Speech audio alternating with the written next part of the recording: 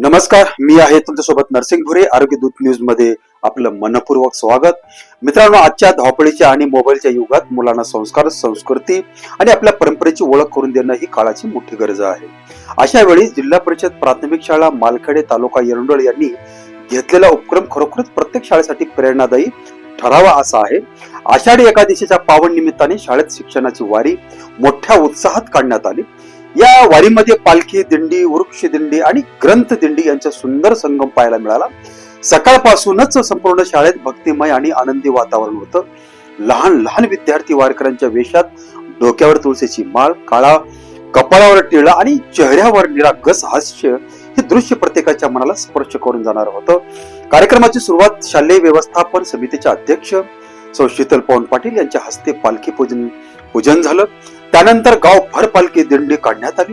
विशेष म्हणजे लेझिमच्या तालावर विद्यार्थ्यांनी केलेले अप्रतिम सादरीकरण, टाळ मृदंगच्या गजरात हरिनामाचा जयघोष आणि शिस्तबद्ध मिरवणूक यामुळे संपूर्ण गाव भक्तिमय वातावरणात न्हावून गेलं.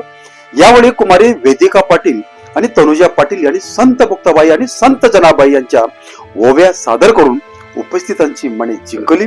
तसेच विद्यार्थ्यांनी, शिक्षक आणि गावातील महिलांनी फुगड्यांची आनंद घेत कार्यक्रमात आणखी रंग भरला.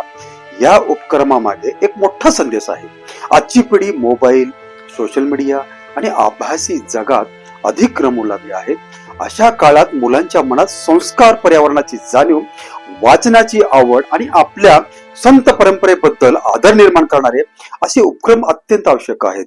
पुस्तके, वृक्ष आणि भक्ती यांची सांगड घालणारी ही शिक्षणाची वारी म्हणजे खऱ्या अर्थाने मुलांच्या सर्वांगीण विकासाची वाट आहे. या कार्यक्रमाला सरपंच सचिन पाटील, माजी सरपंच ईश्वर पाटील, पोलीस पाटील किशोर पाटील, ग्रामसेवक मनोहर महाजन, पवन पाटील, तज्ञ शिक्षक श्री पाटील मनोज पाटील, श्री जयश्री पाटील, अंगणवाडी सेविका, आशा वर्कर तसेच ग्रामस्थ मोठ्या संख्येने उपस्थित होते. या संपूर्ण उपक्रमाचे विशेष कौतुक करावे लागेल ते मुख्याध्यापिका श्रीमती विद्या लांडगे आणि श्रीमती क्रांती साळुंखे मॅडम यांचे. त्यांनी विद्यार्थ्यांमध्ये संस्कार, शिस्त, भक्ती आणि सामाजिक मूल्ये रुजवण्यासाठी घेतलेला मेहनत निश्चितच अभिनंदनास पात्र आहे. अशा शिक्षकामुळेच गावातील शाळा केवळ शिक्षणाचे केंद्र न राहता संस्काराची शाळा बनत आहे.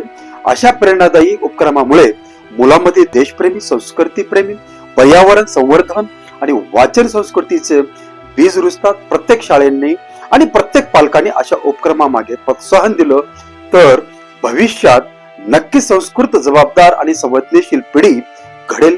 कॅमेरामनसह मी नरसिंग भुरे, आरोग्य दूत न्यूज, गोविंद अग्रवाल, एरंडोल प्रतिनिधी. धन्यवाद.